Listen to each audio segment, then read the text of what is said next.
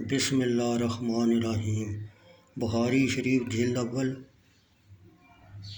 حدیث نمبر 463۔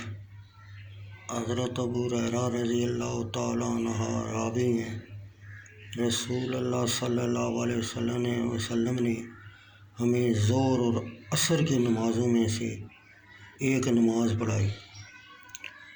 ابن سیرین کہتے ہیں حضرت ابو ہریرہ رضی اللہ تعالیٰ عنہ نے اس کا نام لیا تھا لیکن میں بھول گیا۔ حضرت ابو ہریرہ رضی اللہ تعالیٰ عنہ فرماتے ہیں آپ نے ہمیں 2 رکعت نماز پڑھا کر سلام پھیر دیا، پھر آپ مسجد میں چورائی میں پڑی ہوئی لکڑی کے پاس کھڑے ہوئے اور اس کا سہارا لے کر بیٹھ گئے، گویا کہ آپ محض غصے میں تھے۔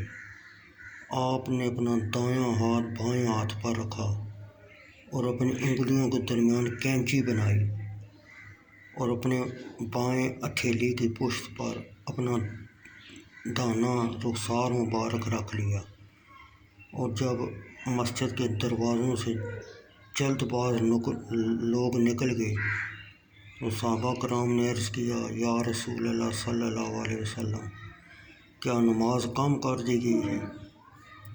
اور ان لوگوں میں حضرت ابو بکر و عمر رضی اللہ تعالیٰ عنہ بھی تھے، مگر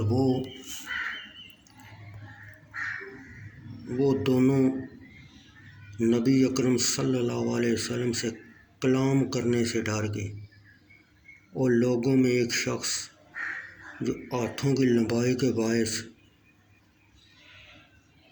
ذوالدین کہلاتے تھے، عرض کیا یا رسول اللہ صلی اللہ علیہ وسلم، کیا آپ بھول گئے ہیں یا نماز کم کر دی گئی ہے؟ آپ نے صحابہ سے مخاطب ہوتے ہوئے فرمایا کیا ایسا ہی ہے جس طرح ذوالدین کہہ رہا ہے؟ صحابہ نے عرض کیا ہاں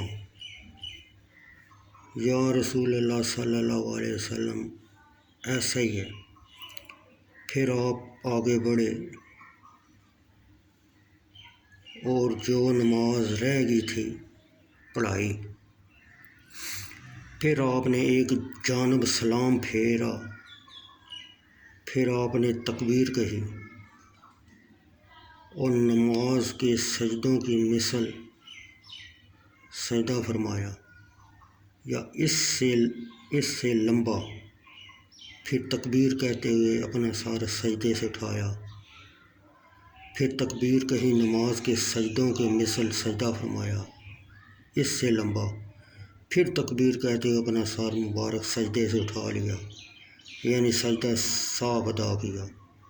بہت لوگوں نے ابن سیرین سے پوچھا کہ کیا حدیث میں ہے؟